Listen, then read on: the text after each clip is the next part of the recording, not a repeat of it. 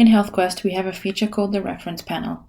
It is visible along the right-hand side of the patient's chart while navigating different areas within the record.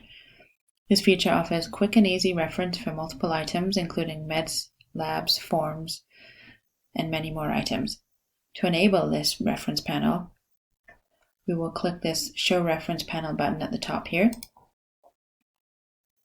And now you can see it with all of the different sections, and you can navigate through the patient's chart. So for example, if you're in the chart notes, you can still see that reference panel, and you can close it as well if you click the X button. There are 4 sections within this reference panel that you can see 6 little dots.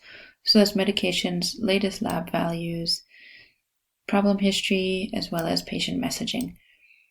These 6 little dots allow you to drag and drop them into the chart note for reference as needed. You can also see most of the sections have a plus sign at the top. If you can see that, you can add new items for each of those sections within the patient's chart. As an example, we can add a new form here. So if we click on plus, it will take us to select our form choice.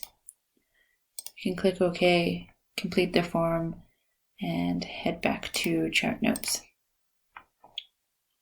The medications have a little bit more of a feature to it. You can add a new medication if you click the plus sign, but you can also renew all active and continuous medications. So any of these that are active, I can click that. If I want to select the ones that I want to renew, I can control and click on multiple items. And then I can click the renew selected. And it's going to ask if I want to renew all 3. And yes, I do. And then you can see I have my list of new medications here.